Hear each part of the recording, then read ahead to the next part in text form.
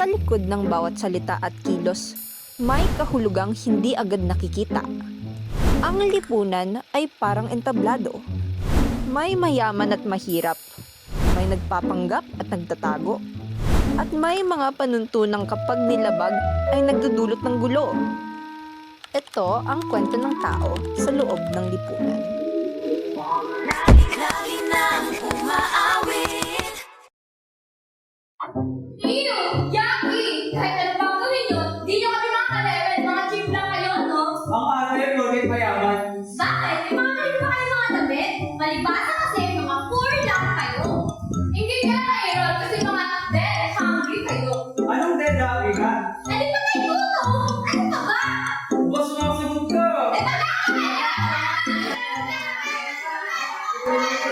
Okay, hindi sumayo. Dito! Hindi Dito! Yung mga anak ko, natawag ko yung malay mo. Tara na nga bro, isa tayo dito. Babalik kami. Akin yung... Kayong dalawa. Alam niyo bang mali ang ginagawa ninyo? Hindi ko kayo pinalaki para mag-insulto ng tao base sa yaman nila. Mami kasi! Pause. This is Marxism, ang tunggalian ng mayaman at mahirap. Ginamit ni na Ashley at Jillian ang yaman para maliitin ang iba na nagpapakita ng class struggle at power imbalance. Unpause. Masagot pa kayo Simula kayo, natututo na kayo maglinis at tumulong sa bahay. Para naman mabawasan yung kalyan.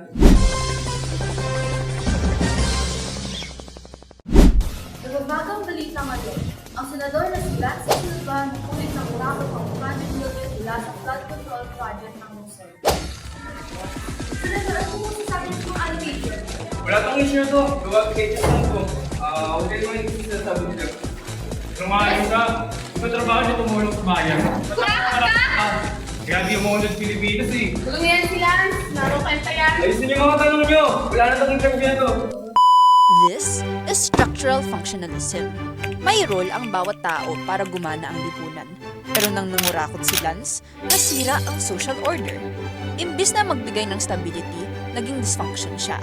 Kaya nagkakaroon ng corruption, kawalan ng tiwala at galit ng tao. Simple lang, kapag hindi ginagawa ng isang role ang pupunin niya, ay gumuguho ang sistema. Uy, pakawalan niyo ako. Wala akong kasalanan din sa hindi ako. Uy, ano ba? Ito ba yun? May chika? Oo, babe, di ko kasi alam yun eh. Alam mo, may issues yan na, babe. Totoo ka? Sabi, ano ka tayo? Ano yun? Hindi ba mo naman ako pag-consume?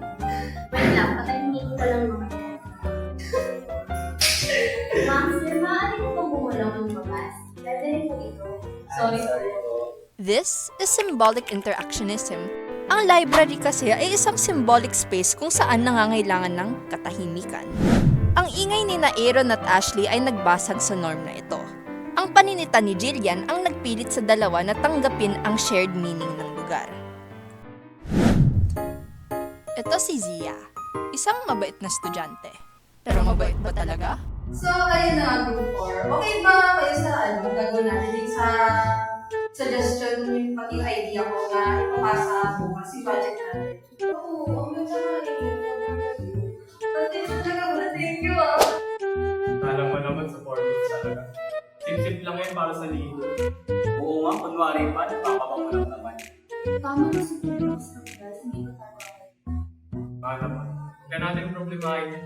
Nakakayos talaga itong leader namin. Ang pangit ko na idea. Ako pangit mo pa sa... Gusto ko lang naman tumaas yung grades ko eh. So ganyan ka pala Napaka-plastic talaga. Ang galing talaga mag-acting no? Sige, tanggal ka na. Ito ay isa pang halimbawa ng symbolic interactionism, Goffman's dramaturgy. Sa harap ng tao, pinapakita natin ang best performance. Pero sa likod, lumalabas ang totoong ugali. At dahil nahuli si Zia, na-violate niya ang norm of sincerity.